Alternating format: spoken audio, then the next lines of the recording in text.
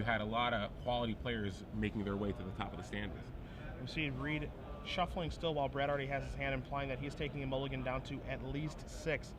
Again, Brad is going to be your #1 seed for the tournament. You see Reid is your 5th seed, so Nelson will be playing first throughout the entire top 8, which is pretty important. Yeah, very considering his deck can get these really aggressive starts, particularly with Skursdog High Priest, you know, getting that into play and getting it active on turn 3 when your opponent just has 2 mana in play, that's very huge. So being on the play for the rest of the top 8 is obviously very good for Brad. It also puts a lot of pressure on Reid here to really get those farm seeks, because for at least 2 games he's going to be on the draw. So he really can't fall that far behind Brad's deck. So here we go. Reid's going to check his 6-card hand, see if he's happy with it. Looks like he is thinking it over, and he is okay. So we're going to have a turn 1 Godless Shrine from Brad Nelson and a pass. Let's see what Reid can muster here. Just going to be a turn 1 Blood Crypt. And we have a Cartel Aristocrat drawn from Brad. So it looks like he has some lands, a Cartel Aristocrat. He also has the signature card, so to speak, of his deck in Varolz, the Scar Striped, to go along with the Voice of Resurgence, it looks like. So let's see what he decides to play first. Reid does have a couple of copies of Pillar of Flame, so maybe he's just debating which 2-drop he wants. It looks like there's a Blood Artist coming down too. So yeah, Voice of Resurgence, Cartel Aristocrat, Blood Artist are the 2 drops that he has, and he decides to lead with a Voice of Resurgence. Yeah, it's interesting, you know, he wants to lead that way instead of maybe starting with Cartel Aristocrat to try to bait out a removal spell, because Reid's deck doesn't play like a blue-white-red flash deck would. You know, where this one might not be as important to establish. Maybe that's why he's starting there, trying to maybe bait out a Pillar of Flame on this, and then have his Cartel Aristocrat later, because that's the more important card of them. As you see, he's going to play a Temple Garden, play a Skursdog High Priest, and pass the turn back. Yeah, and it just goes to show you how much he values that Cartel Aristocrat. And here we see the High Priest, and it puts even more pressure on Reid, because Reid knows there's a good chance that High Priest can get activated next turn, especially with Brad on 4 mana. So does he have an answer to the High Priest, or are we going to start seeing demons cranking out on Brad's side of the board? Yeah, and the Jund deck wants no part of demons cranking out. It's hard to it's hard to chase those down with a Bonfire of the Damned. It's going to take 6 mana and a Miracle off the top, among other things, to be able to take care of that card. So 1 demon, literally just 1 demon, changes everything in the game. Yeah, if Reid doesn't have a really good answer to the High Priest right here, Brad's next turn could involve a Cartel Aristocrat and a Blood Artist potentially, allowing him to sack the Elemental, the Voice of Resurgence, to get an Elemental, trigger the Morbid, and allow him to generate a 5/5. So his board presence would be pretty dominating. So let's see if Reid does in fact have an answer. And no, he does not. He just has a Vampire Nighthawk. So we'll see how Brad is able to negotiate this turn. He does have a 4th land, so he can choose to cast both Cartel Aristocrat and Blood Artist this turn. He also has a Varolz, the Scar Stripe, which is another way to sacrifice the Voice of Resurgence. Let's see what Brad decides to do. He's got 4 cards, plenty of ways to activate Trigger Morbid this turn. Reid just has the Vampire Nighthawk, and Brad's debating whether or not he wants... I can't imagine he doesn't want to play the Cartel Aristocrat and the Blood Artist this turn. It looks like that's what we're going to see here. He can't, unfortunately, he can't attack with the Voice of Resurgence first, but he can still sacrifice it and trigger the Morbid. Let's see if he's going to just pass the turn here, or is he going to try to do it on his main phase. I'd be a little surprised if he passed the turn without doing it. I don't think he wants to get anything broken up. I mean, just by sacrificing Voice of Resurgence, putting in a 4/4, get a little draining game with the Blood Artist, and pump out a 5/5, and then have kind of all of his, you know, little things online, all the different things he can do with sacrifice effects and Morbid and Blood Artist triggers and stuff like that. But you know, we're looking at probably the best Junk Aristocrats player in the world. He knows his deck better than anybody, so all we can do is guess at what we think he may do. So Brad's going to go for it on his main phase. He sacrifices the Voice of Resurgence. Blood Artist triggers, dropping Reid down to 17, bringing Brad up a life. And now the Morbid triggers, and he's able to put a demon into play. So now, on turn 4, Brad Nelson has a Blood Artist, a Cartel Aristocrat, a Skursdog High Priest, a 5/5 Elemental token, and a 5/5 demon. And Reid has a Vampire Nighthawk. 3 lands and a Vampire Nighthawk. So, not the best position for Reid right here. Vampire Nighthawk, we know that Brad doesn't have any removal currently, so Vampire Nighthawk potentially could trade with the demon, but again, that High Priest is still active. If Reid doesn't have an answer for it, those 5/5 demons are going to keep coming. You see Reid very carefully draw his card that turn, and this is something that we brought up the last time these two players played. Reid draws his card like that very, very often. Doesn't want to give away any information about if it is or is not a Bonfire of the Damned. Maybe it is, maybe it isn't. We don't really know, as he putrefies a Skirt Stack High Priest, and the reason you don't know is because he always draws his card that way. Yep. Which is just a good thing to do. Yeah, he kind of never gives anything away. Sometimes you kind of have to put him on the Bonfire Dam. Other times maybe he's bluffing it. But either way, Brad's still going to play around. Brad doesn't really have to worry about that much here. He's still got the 5/5 in play. Unfortunately, he doesn't have the High Priest anymore, and he just drew a land for the turn, so he doesn't really have that much more gas. Although that's kind of silly considering what his board state is right now. Yeah. So he's going to be swinging in with 2 5/5s and a 4/4 Cartel Aristocrat, which is got 2+1/+1 counters after the scavenge ability of Varal's is initiated. So yeah, just look at what Varal's can do here. You know, playing a 2/2 in the beginning will make his Cartel Aristocrat a 4/4 that can protect itself at any point. It just has such a huge impact on the game for a 3-mana 2/2. That's not all that card is, because I mean, moving forward for the next turn, he can scavenge with the Skirt Stack High Priest from Varal's, get a little more power that way. Depending on if he draws like a Doom Traveler, he can do a little more scavenging as well. So Varal's has a huge impact on things moving forward. Not to mention that is going to be very difficult for Reid to kill because it can regenerate, as you see Duke draw and play a Thragtusk for the turn. And that's probably the ideal card for Reid. We know Brad's kind of out of gas right now. Yep, he just has 2 lands in his hand. He has one more creature in his graveyard that he can scavenge to make his Cartel Aristocrat now a 6/6, I believe, or a 5/5.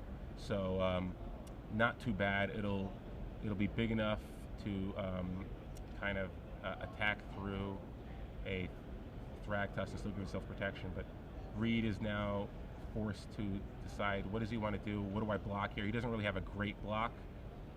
Cartel Aristocrat can get saved with the Blood Artist. Blood Artist kind of did its job right now. I don't know if you need the Blood Artist in play. You'd obviously rather save the Cartel Aristocrat, probably. Yeah, you'll get another creature in your graveyard. Blood Artist can do a little bit more work too now, though. So this, I think, more than anything, doesn't put Brad to the test. I think it puts Reid to the test of which creature do you want to block. And let's say that he blocks the Cartel Aristocrat. Maybe Brad is perfectly fine saying, okay, it dies. You know, 2 Blood Artist triggers, and then you take 3 from the Varals and then 4 from my Elemental token. That's 4, 5, 6, 7, 8, 9 total. Yep. And then Blood Artist is still sitting there looming. So it really makes, I don't think it makes Brad make a decision. I think it makes Reid make a decision on how he wants to block, and if he can maybe make a block so that it forces Brad to want to sacrifice something. Yep. Or maybe Brad doesn't care at all. And I like this block from Reid right here, because now Brad's put to test again. You know, they're constantly shifting the decision making back and forth. You know, Reid's going to end up getting a 3/3 after this. He will end up taking 7, dropping to 5, and then he's going to take some life loss from the Blood Artist, so he's probably going to go down to 3 this turn. However, what creature does Brad sacrifice? If he wants to actually kill the Thragtusk, he's going to have to sacrifice something. If he wants the Blood Artist trigger to get maximized, he's going to have to let the Cartel Aristocrat die. Otherwise, does he sacrifice the Blood Artist to Cartel Aristocrat to keep it alive? Yeah, I mean, the other thing to keep in mind too is that, you know, he can easily let the Cartel Aristocrat trade with the Thragtusk. You know, let the Blood Artist triggers happen. There'll be 2 of them, and then with Cartel Aristocrat being in the graveyard, it gives him access to a Varal Scavenge activation as well. So there are a lot of things that he needs to think about on this turn, because additionally, with the Blood Artist being in play, it makes it so that all of Reid's pinpoint removal, he probably has to start by taking care of the Blood Artist. Imagine next turn if Reid were to miracle a Bonfire of the Damned, he would kill himself. Yeah. He actually can't miracle a Bonfire at that point. So it looks like Cartel Aristocrat is going to die, and let's see where he decides to put the scavenge. Even if he wants to do it this turn. Yeah, I think it's possible he might want to put it on the Blood Artist to give himself another attacker, but it looks like he's just going to pass the turn and see what Reid does, give himself a little more options next turn. So Reid untaps, currently just has a Beast in play, still has to deal with that Blood Artist because he is at 3 life. So now he draws a card very slowly yet again. And again, Bonfire of the Dam, probably not something he wants to cast right now at 3 life. It's very rare where top decking a Bonfire of the Damned is not the thing you want to do against opposing creatures. Yet here we are. So, yeah, with Varal's scavenge ability being very relevant right here. He not only needs a way to deal with the Blood Artist, he needs to actually get another blocker into play as well. So Huntmaster of Fells would actually be a pretty good top deck here. Be quite a good top deck. He'll go up to 5. He'll get some blockers. Again, he's still going to have to eventually deal with that Blood Artist, but if he can dodge another, spell from Brad on his turn, possibly maybe he can flip that Huntmaster and eventually deal with that Blood Artist. So let's see what Reid decides to do here. Does he have, what options are available to him?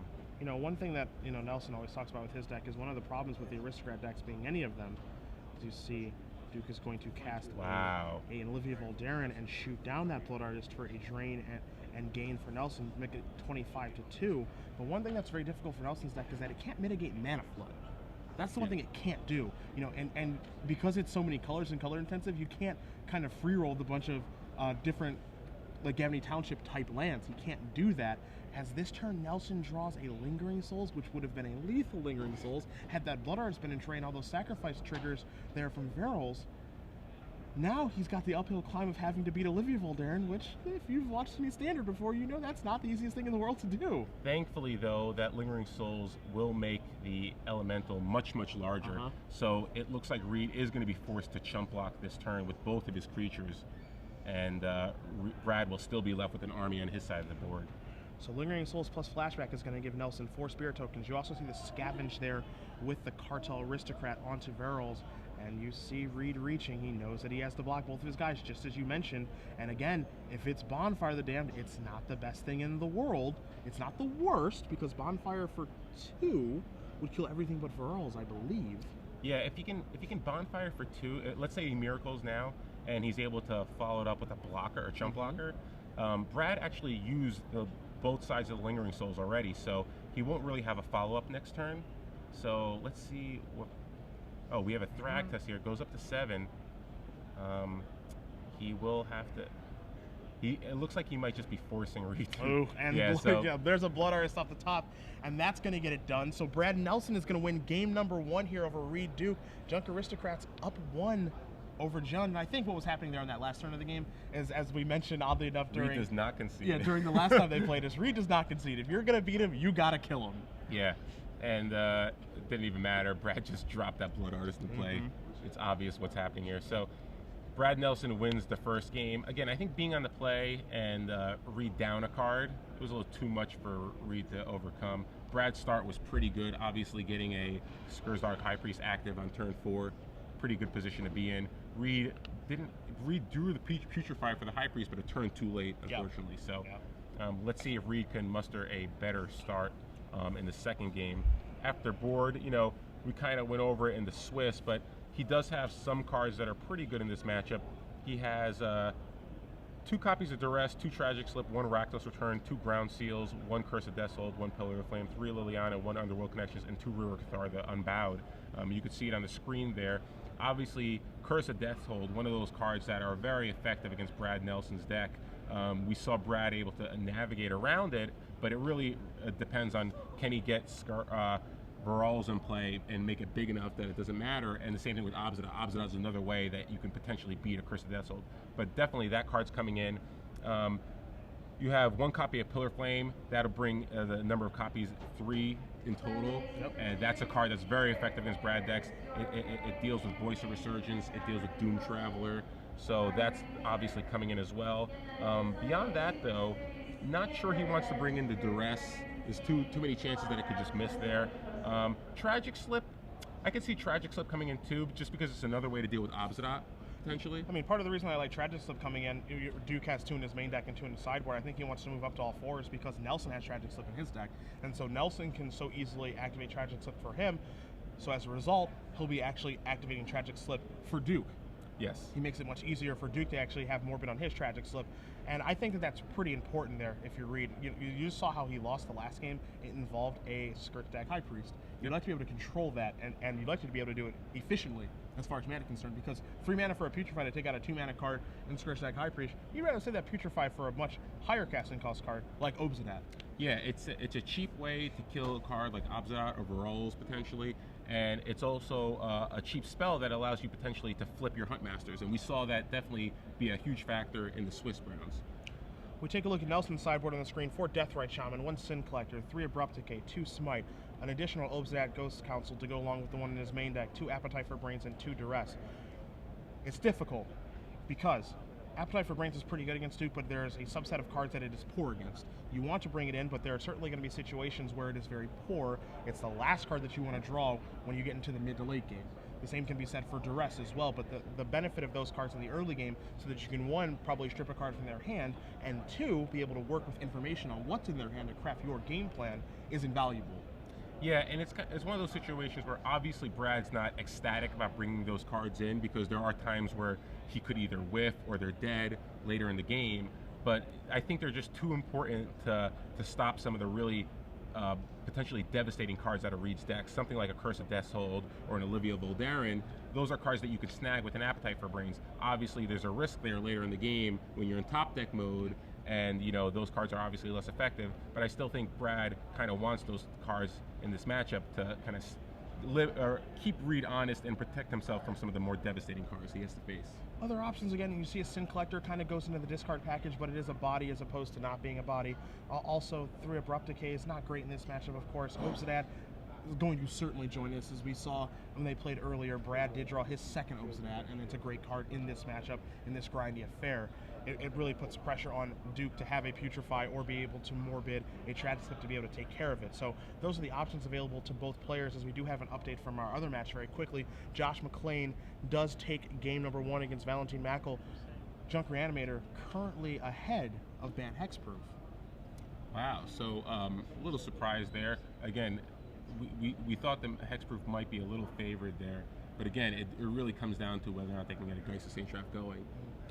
So we'll see how that matchup plays out. One thing important too is that because McClain is your 2 seed and Mackel is your 3 seed, McClain being on the play for game 1 may have been instrumental to that victory. Ah, yes.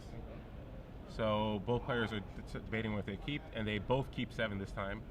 So Reid Duke leads with a Stomping Ground, and Brad Nelson just has a Sun Petal Grove. Osip, I smell a Farseed. I feel like he's very happy with his hand. I don't know why. Within Cemetery. I don't know and why. There it is. I smell a Farseed. Turn 2 Farseed. Reid Duke's signature card. That's right. And there's a Blood Crypt. So pretty good start for Reid, exactly what he wants. Ideally, you want to see a Huntmaster of the Fells right here. Yeah. If you're him on turn 3. Brad, anything Brad plays is going to be outclassed by a Huntmaster right here. Yeah, so you just want to get to the board now. I mean, be it Olivia or be it Huntmaster of the Fells, you just want to get something on the board, because I remember that game 3 that we watched between the two players a little bit earlier, where Reid got himself up to 4 mana on turn 3 via Farseek and had nothing to do on that turn. Oh wow! So a huge break there for Reid. Brad just has another Sun Petal Growth. So now Reid does have an Olivia. This would be actually pretty devastating for Brad, because Brad doesn't have many answers beyond Tragic Slip. Well, speak of the devil. And he can't cast Tragic Slip and sacrifice a creature in the same turn. So Olivia might get a couple activations here. Speak of the devil, and it shall appear. Olivia Voldaren in play. You see Nelson's hand right now. He does have a Garruk Relentless in his hand. He also has a bunch of things that he can cast, but you see him not play anything, and the reason for that is because he actually has to make it so Olivia can't get any larger. Yep. So he can play Garruk Relentless, fight it, and win the fight. Yeah, so there are no creatures that Olivia can ping, so it can't get +1/+1 counters. Therefore, Garruk can actually kill it. Unfortunately, Brad is going to have to waste his turn casting Garruk and just killing the Olivia. Now, obviously, he doesn't want to do it, but he kind of has to. He has to deal with the Olivia somehow. So that's exactly what happens. Garruk Relentless takes care of Olivia, but in the meantime, Duke did slide in a 5-3. That's going to be attacking right now, putting Nelson down to 12. And if Reid does have a follow-up Olivia Voldaren, Brad is in that same rock and a hard place position, but just, and I say just in quotes, a Huntmaster of the Fells. Yeah, and we kind of said this is the position Reid has to be in. He has to get those creatures in play so that all his removal can be even more backbreaking against Brad. So Brad, really tough spot. He had those Sun Petal Growths, so he wasn't able to really get any of those Voice of Resurgences into play earlier. Kind of worked out for him because he was able to actually kill an Olivia with a Garruk, but either way, he's under a lot of pressure right here. Absolutely. As Reid does resolve an additional Farseek and pass the turn back. So now Nelson has to play catch-up. And his deck can play defense pretty well because of Voice of Resurgence, being able to block and then put out elemental tokens that are actually going to be bigger than the 2/2 that Voice of Resurgence often is. But again, we have mentioned this multiple times when watching Jund play. Jund is a deck that is a control deck by nature, but when this deck turns the corners on offense, that's not a spot that you want to be in against them. And now he gets to just be offensive, but additionally he gets to actually control what happens with his Hunt Match of the Fells, because Brad is forced to play spells, but Reid is not. Yeah, and again, Brad does have 2 copies of Voice Resurgence. He has a 3rd in his hand, and he has Lingering Soul. So those elemental tokens, if they come into play, will be fairly large. Still no Bonfire of the Damned here for Duke, as he drew his card very slowly and puts it to his hand. 2 cards in his hand, and now you see him go into the tank, figuring out what attacks he feels are best and how he wants to craft this game plan. Yeah, unfortunately, he does not have a Kessick Wolfrun to help him break through. 5 here. Oh, Cursed Desol, the one of in his sideboard. Now all Brad's creatures are going to get -1/-1. He has to double block in order to kill the Huntmaster of the Fells. And this is a huge play on this turn, because you see Brad going for the double block here. He's going for the double block, maybe considering double blocking Huntmaster of the Fells, but think of what happens when both if he does double block, think of what happens when both Voice Resurgences die. They don't come back into play at the same time. It's 2 separate triggers. That's true, yeah. So one will come in as a 1/1 and then become a 0/0 due to Cursed Deathhold. So if he double blocks, no elemental tokens. And Brad realizes that and blocks only one of them. So they will come into play as a 2/2 and then shrink down to a 1/1 due to Cursed Deathhold. So Brad ends up taking 4. And let's see what Reid has here. Does he have Looks a like tragic there's slip? a tragic He slip does. as well. So wow. So that tragic slip clears away everything that we just spoke of. Brad draws his card, picks up his permanents, and we're moving on to, fittingly enough, a 3rd and final game between Duke and Nelson. yeah, and you saw just how devastating Cursed Deathhold has the potential to be in this matchup. Again, Reid had an excellent start. Brad stumbled for the first few turns, couldn't really commit anything to the board because of those Sun Petal Groves. And then Reid had turn 3 Olivia, which Brad was able to force to deal with on his turn 4 with a Garrick. So he basically just had to waste his whole turn 1-for-1ing that Olivia, and Reid already had a Thragtusk in play. So pretty good start from Reid and pretty slow start from Brad here. So just like we saw in the Swiss, we're going to game 3, and let's see, who's going to get a little fortunate in the 3rd game, because this matchup seems very close. Yes. It really, really does. There's so much back and forth between the players. I mean, Reid has some fantastic draws at any point in the game, be it Bonfire of the Damned. Olivia is a card that Brad has to have an answer for, or it can win the game on its own. Hunt Match of the Fells forces Brad's hand in playing spells, or that can do some shenanigans, as we saw earlier. And of course, Thragtusk is always looming to gain 5 life, be a big body, and get in the way.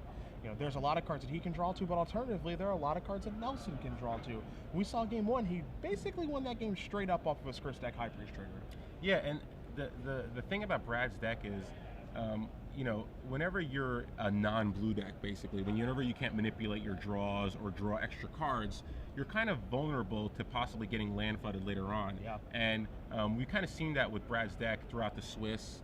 And in certain situations, not only can you get land flooded, but you can actually start drawing these cards that are so irrelevant later on. So cards like Doom Traveler are great early on when Brad has Cartel Aristocrat and he's able to start assembling those pieces of his engine together. But sometimes later in the game, they just can't compete to the power level of some of Reid's cards. Yeah. So it really depends. What is Brad's opening start going to be? Because I would say we've been seeing these matchups go back and forth throughout the day. Sometimes it looks like Reid is dominating and then Brad slightly crawls his way back in. Sometimes the reverse is true. But in general, I think Reid might have a slight advantage simply because his late game top decks are so much better than Brad's late game top decks. Yep. Cards like Obsidian are great for Brad in the late game, but beyond that, he doesn't have that many cards that are just devastating for Reid, whereas Reid can top deck a Bonfire, sometimes Olivia is a bomb, sometimes even a Thragtusk could be huge. Kessick Wolfrun, obviously, we saw that be a bomb for him. So I think Brad's still in good shape because he's on the play, and there are some really early starts that can be just devastating for Reid. It puts a lot of pressure on Reid to have like a Pillar of the Flame early on, or some way to interact with Brad in turns 1 through 3. Yeah. So we see both players shake hands, some good sportsmanship between the two. Again, both of these players did play on the same team for the last Pro Tour in San Diego. Pro Tour Dragons Maze was part of Team Star City Games, working on that Bant deck together for multiple weeks. We see Nelson and Duke both going to keep their opening hand, and Nelson just starts with a Godless Shrine to get it underway. And Brad, again, he has plenty of early plays right here. He's got a Cartel Aristocrat, Voice of Resurgence, Blood Artist. We've seen him lead with Voice before. Let's see if he does so again. He has a very similar start to the start he had in Game 1 with Blood Artist, Voice of Resurgence, Cartel Aristocrat. He also has a Lingering Souls and a Varolz in his hand. So very similar start to Game 1. Reid does have the Pillar of Flame, though. But no Farseek on turn 2 on the draw.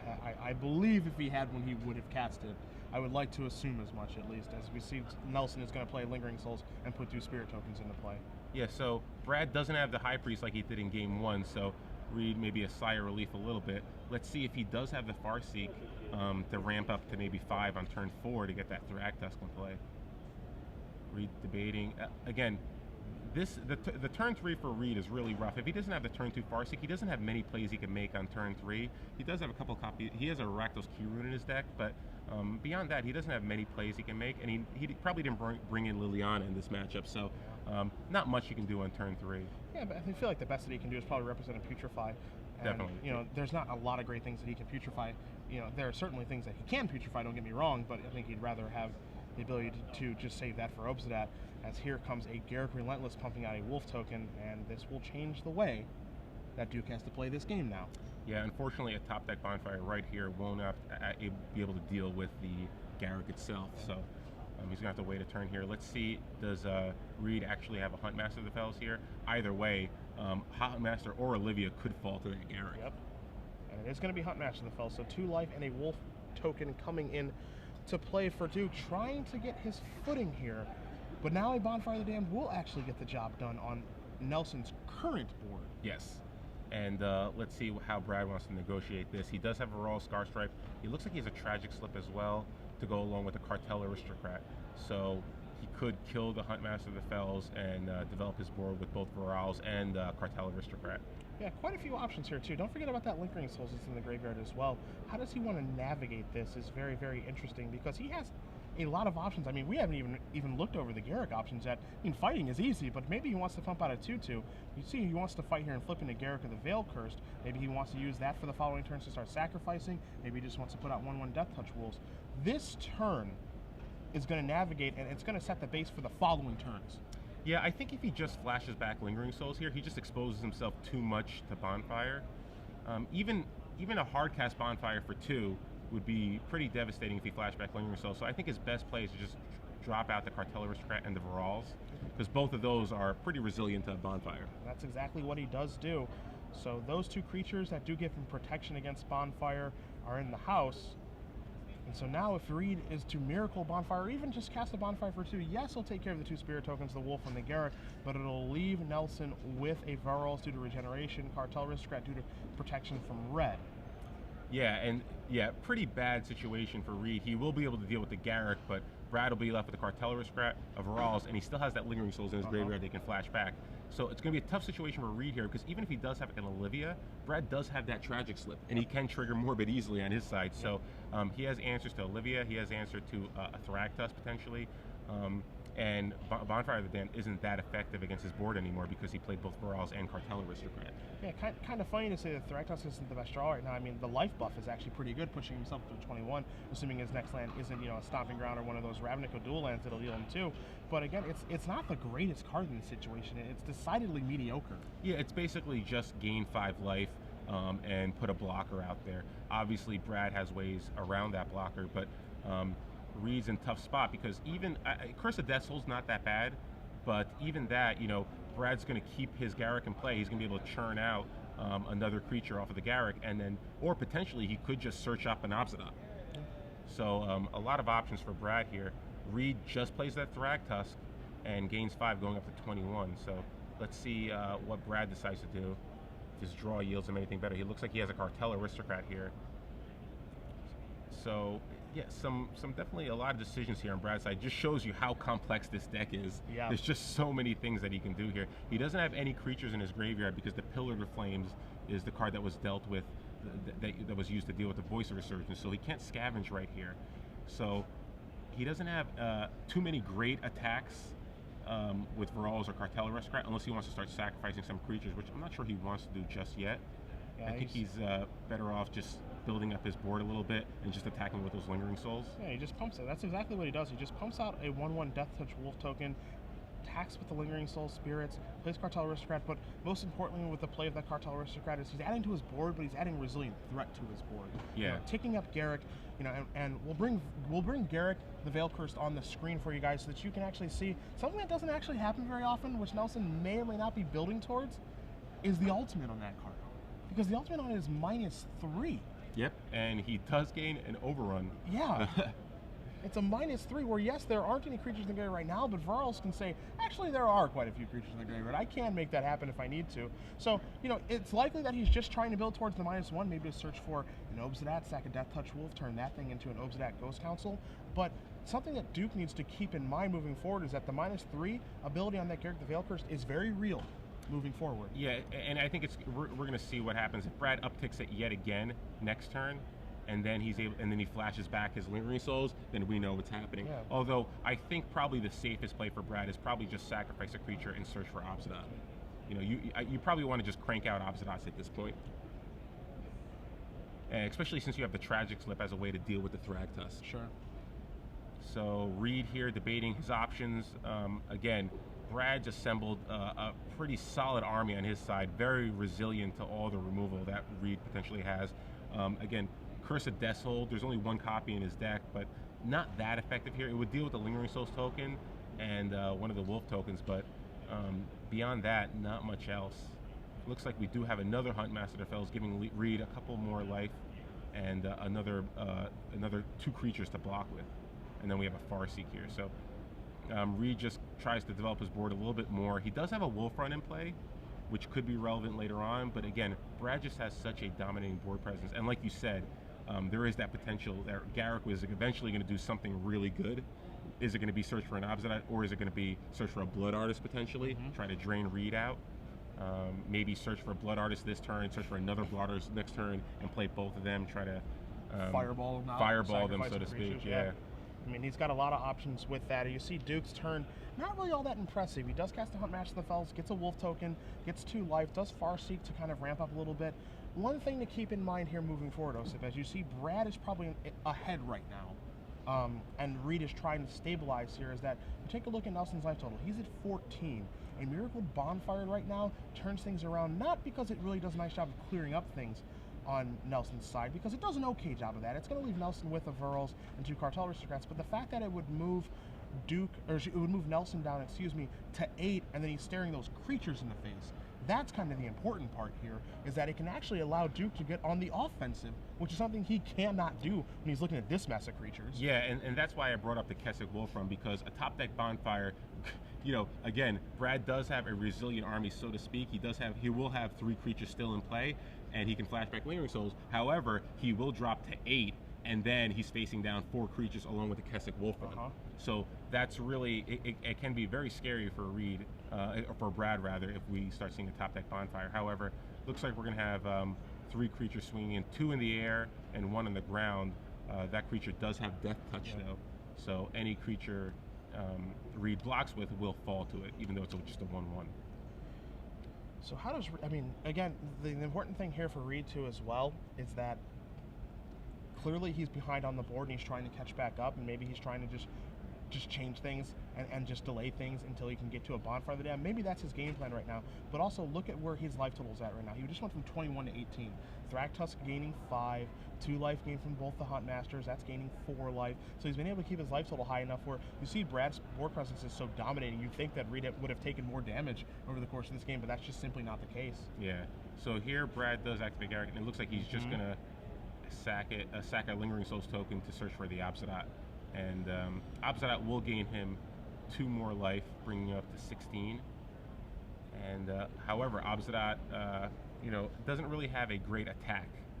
However, it can keep putting a little more pressure on Reid. And eventually, you know, Reid still doesn't have an answer right now to the Garruk, the flipped Garruk. So he does have a Huntmaster that fells in play, which maybe he can try to pass next turn and flip it. However, Brad does have a Tragic Slip.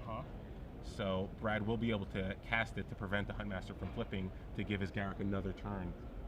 So Nelson casts an Obsidian Ghost Council. Is going to move up to 16, and Duke will move down to 16. So life totals are even. I'm not entirely sure that board presence is, but Duke is going to untap and draw a card. See, What is it Bonfire? He draws so slow. Oh, I don't know. Oh. You know, the thing is, the way he draws his cards, it could be a Bonfire, and he's just debating whether or not he should use it right now, Or how much to use it for. or how much to use it for. So you don't really know. Reid definitely, he doesn't just slow roll his opponents; he slow rolls the audience as well. So we don't really know what he drew here. There is that potential there for a Bonfire then, which would greatly. It would at least make this game much more interesting. The ability for Bonfire to turn around a game at any point, and you see Reid really, really deep in the tank, contemplating what to do this turn. Again, we don't know what it is. You guys don't know what it is. Brad doesn't know what it is. He's probably sitting here wondering, all right, what the heck is that card? Brad must be sweating right now. And I gotta say, Wizards really did a good job with the Miracle mechanic, because you definitely build the intensity with those cards in decks. So Reid still in his draw, or no, maybe he's out of his draw step now. That card is still on the table. It's not technically in his hand yet, so he hasn't officially drawn it. We could still be in his draw step. Not really sure where we're at. So maybe he's still doing the math, or are we in his attack step now? Yeah, it looks like we're in so attack. yeah, Okay, it so looks it's like it not isn't Bonfire. Well, okay, so Looks like we're just gonna attack. It's probably not Bonfire. It could, yeah, maybe it's not probably Bonfire. Not, but I'm not positive. So let's see what Reid does here. Reid's at 16. How does he navigate the next turn? Can Brad potentially kill Reid on his turn? Reid is at 16. Brad has 2 Cartel Aristocrats, which could potentially gain protection from green and attack over. He's got that Obsidian coming back in, which will drain Reid down to 14. I don't think that Reid is dead from any swing on Brad's turn. However, you know, Blood Artist does change that math a little bit. You know, is Garruk going to survive this turn? Is Kessig Wolfrun going to be used to just kind of deal with the Garruk, or is Garruk going to be able to search out for another Blood Artist? So that's really the question. You see the attack here from Duke with Thragtusk. Nelson double blocking with a Wolf token and a Cartel Aristocrat. Cartel Aristocrat can get protection from any color at a moment's notice here. You see Duke organizes the blockers in such a way it looks like the Wolf is first and the Cartel Aristocrat is second. Priority passing, moving along, no Kessig Wolfrun activation, so Duke is able to get rid of a Cartel Aristocrat, which I'm slightly surprised about. And I think maybe Brad was expecting Reid to actually activate the Wolfrun, and you know, with 2 sacrifice effects, I think he's probably okay with losing one of his Cartel Aristocrats and not having to pull the trigger on that Tragic Slip just yet. He's also putting Reid in a position where, okay, maybe I'll just try to flip my Huntmaster here and kill the Garruk that way, and then Brad can get him with the Tragic Slip. So after the dust settles there, Cartel Aristocrat bites the dust, as does the Wolf token. Duke gets a 3/3 beast from the Thragtusk, and now we're in his second main phase, and again, he's deciding what to do with all of those lands, and Kessig Wolfrun among them, as we do have another update here. The winner of this match between Brad Nelson and Reid Duke, you'll be playing against Team Mana Deprived this evening. Josh McClain wins his match 2-1 over Valentine Mackel, playing Bant Hexproof, and here is a very good draw step from Reid Duke in Curse of Deathhold, the one of. So Curse of Deathhold here, it's going to kill a Lingering Souls token along with a Wolf, and it's going to shut off the Lingering Souls in Brad's graveyard and actually turn off any potential Blood Artist shenanigans. So Curse of Deathhold, a pretty good draw here. What is Brad going to do? It looks like he's going to possibly just sacrifice. That attack from Duke was so very good earlier, because that killed 2 2/2s, a Wolf token and a Cartel Aristocrat, just with 1 Thragtusk. It's not the matter that, you know, the attack on Garruk, but the fact that he killed 2 2/2 creatures. Duke is, yeah, he's happy to pass back now. He feels like his work is done on this turn. I'd say he had a pretty good turn here. And not only that, but he paid 2 life to put an Overgrown Tomb into play. That feels representing like Putrefy, yeah, for that Obsidian, which is phased out currently. So here we do have the Tragic Slip. Brad has no grip right now, and suddenly his board presence just evaporated. Yeah, I don't know where it went. And here comes the Obsidian. It's going to drain Reid down to 12, I believe, because he was for 14 from that Overgrown Tomb. So let's see what Brad draws for the turn. Again, Reid is representing a Putrefy. Reid is at 12 life, Brad is at 18 thanks to the Obsidian Ghost Council. Brad still has that Garrick in play, which can either sacrifice a creature to search out and lose it, or just put a token to play. But again, putting a token into play is basically just going to uptick the loyalty, because that token is going to die immediately to Curse of Deathhold. So let's see what Brad does. Brad could just attempt to attack with Obsidian here. It's a 4/4, so it'll trade with 2 of Reid's Wolves. However, he can just sacrifice another creature to search out another Obsidian, potentially trying to win that way just by draining back and forth. Yeah, maybe, I mean, maybe the thought process here is because, again, Obsidat's a 4/4. You see that Duke has 2 2/2s and that beast token, so I think if Duke were to block, he would block with a 3/3 and a 2/2. It would force Brad's hand to actually just take down the 3/3 most likely, and then he can sacrifice, I guess, one of those guys, loses Garrick the Veil Curse, and search out another Obsidat and hope to ride that to victory. But that plan feels dubious at best. But again, I don't know what his best plan is when he's facing down a Curse of Deathhold, because it changes the way he has to play the game dramatically. But he does have the cards that can beat Curse of Deathhold, because we mentioned this before the match. He's got Obsidian, he's got a way to search for another Obsidian, and most importantly, he has Virals. Yeah. So Obsidian is actually a very good scavenge for Virals. Yeah. So he could just ride a giant Cartel Aristocrat to victory potentially, maybe a couple turns down the road. Let's see what he decides to do here. Well, he's going towards Cartel Aristocrat because he's scavenging onto that, making it a 3/3. I actually like this plan, because Brad's basically, Reid just has 1 card left in his hand. Reid's not in a very good position to attack. Even if he does attack, Brad is at 18. So if Brad just keeps phasing out his Obsidian, or maybe forcing Reid to Putrefy, it doesn't matter, because he can then scavenge the Obsidian, put it on the Cartel Aristocrat, and potentially just try to attack with the Cartel Aristocrat and give it protection from green. So he might be trying to set up just a large attack with the Cartel Aristocrat. Now think about this too.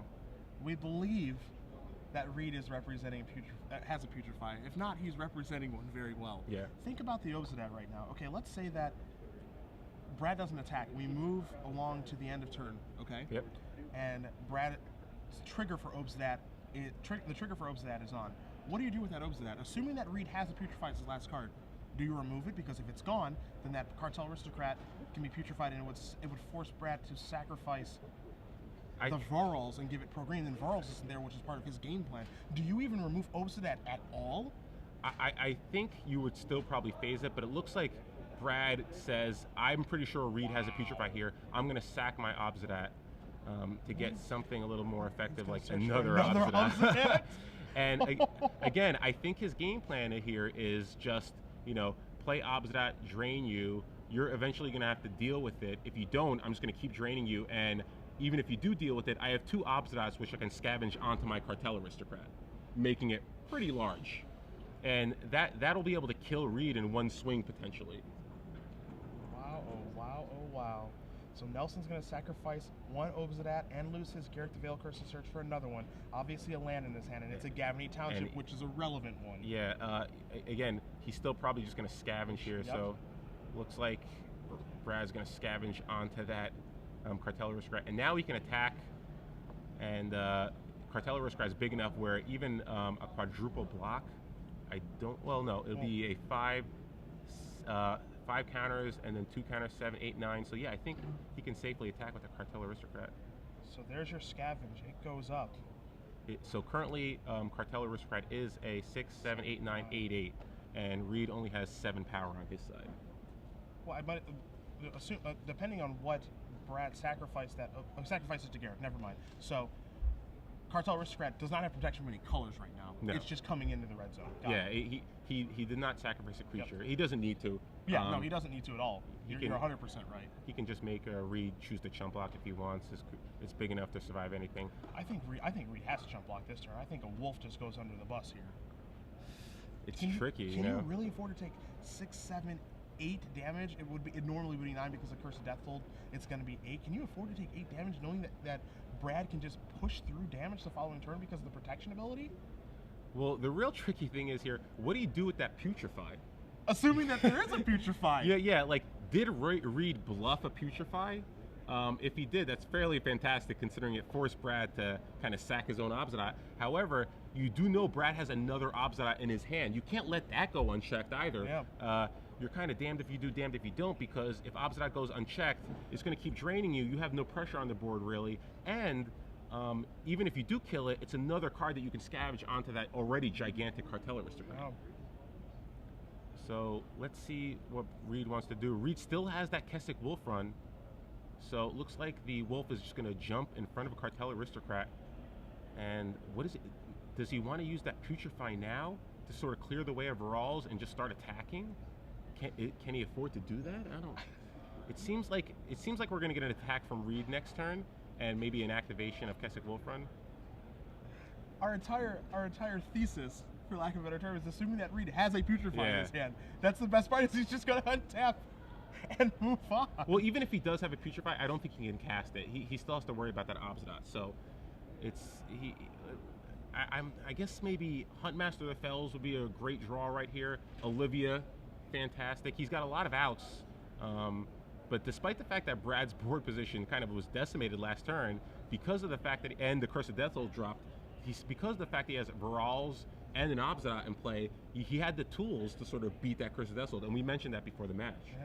That scavenge ability is just so great, and especially when you put it on a card like Cartel Aristocrat, which could potentially just kill Reid outright if he has a way to sacrifice a creature and give it protection from all of Reid's blockers, which currently are just green creatures. So now Reid Duke is back into the tank. Both players taking a long time on their turns, and understandably so with the stakes on this match. Moving on to the finals, Josh McClain, I'm sure he is watching over there thinking, if I'm going to win this, it's going to be pretty hard to get through one of these two guys. Both players playing fantastic Magic, and the fact is, we've seen this in the Swiss too. Yes. One player looks like they're dominating, and then someone else does something to swing the match in their favor, and then someone else does something else to swing it back in their favor. So, you thought things were going great for Brad early on, then Reid drops that Curse of Deathhold, things look bad for Brad. Suddenly Brad just says, you know what, forget it. I know what my plan is still. I figured out what you're going to do.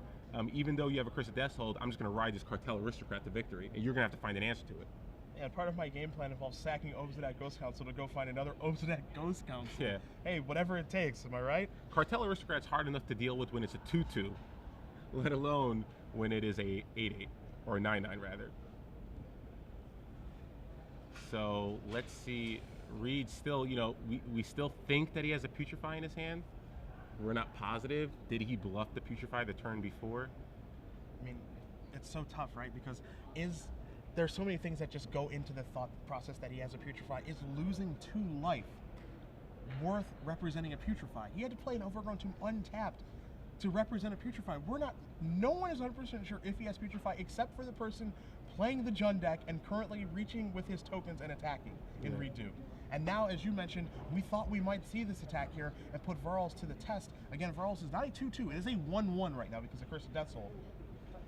So Reid could activate Kessig Wolf Run for 5, potentially dropping Brad down to 8.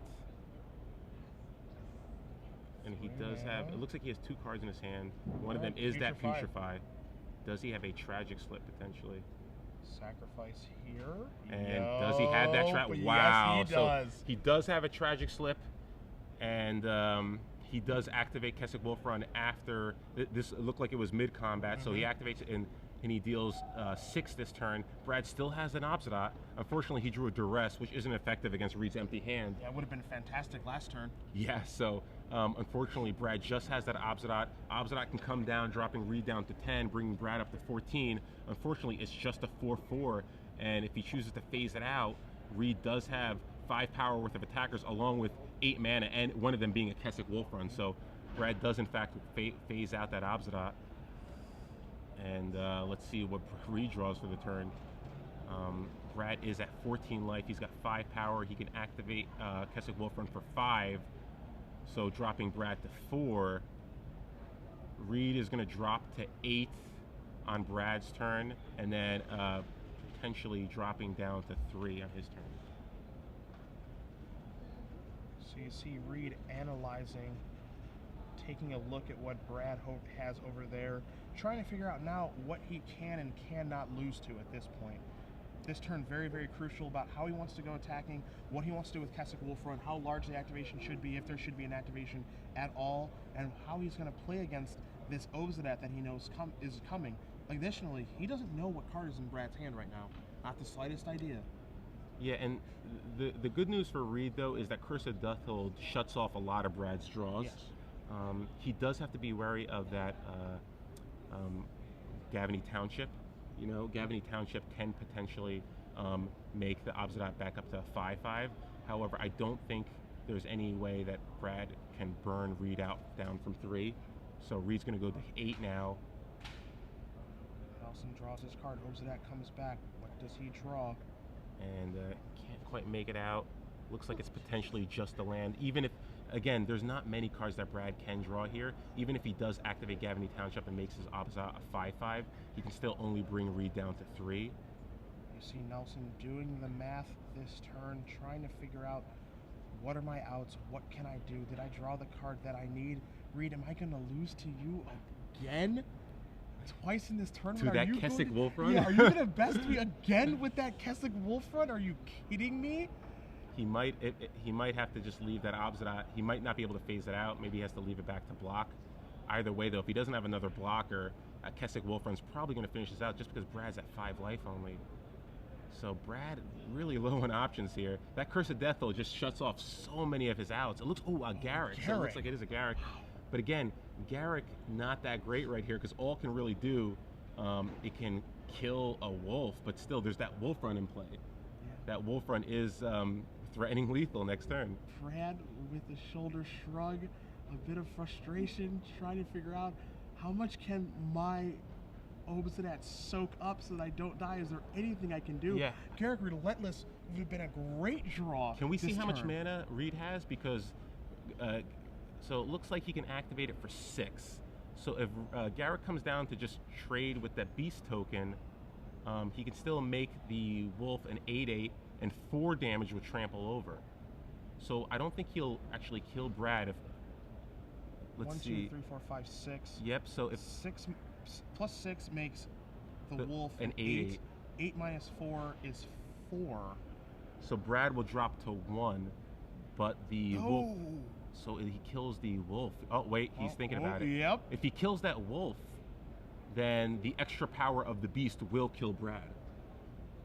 1, 2, 3, 4, 5, 6. The activation for Wolfrun next turn, assuming that Duke does not draw land, is for 6. It's for 6. So it could make the beast a 9/9, and Obsidian is only a 4/4 currently because of Curse of Deathhold. Yes. So if Brad can't phase it out, he just can't phase it out. So he does in fact kill the beast. The funny thing is Brad wants to actually kill the wolf token because he wants to flip Garrick the Veil Curse and actually be able to use it moving on, but he can't do that. He can't do it. So Duke is going to untap. Does he draw a land? He draws a card. It's a mystery. So here it is. Here we are. The good news for Reid is Brad doesn't have any more Obsidians left in his deck, and he knows this because he's seen his list. So let's see. What does Reid have here? He can go all in on the wolf, dropping Brad to 1, and he'll still have a Curse of Deathhold in play. It's almost like, aren't all draws good for Reid here? I think he's scared of. I think the thing that he's scared of, even though I don't know if he can play around it, is if Brad has a Tragic Slip. I guess if Brad has a Tragic Slip, that wolf would be dead and he'd be attacking, so he doesn't have a reason to play around Tragic Slip. As he's going to go down to 6. Here he comes, activate everything. And he did have the land, but again, like you said, he was afraid of the Tragic Slip. But no reason, no need to play around Tragic Slip, and that is it. Reid Duke wins. Wow. 2-1 over Brad Nelson. Jund is moving on to the finals to play against Josh McClain and Junk Reanimator. And isn't it fitting that to the finals we see Junk Reanimator versus Jund, arguably the 2 best decks in this format. Each side thinks the matchup's very good for them, and 2 very, very capable players are going to battle it out to see who's going to be crowned Grand Prix Miami champion. Yeah, I mean, that was a great match. Obviously, we saw it in the Swiss, same thing again. Unfortunately, Brad fell short both times in the Swiss, and now here again in the top 4. But regardless, a great run by Brad. Yeah.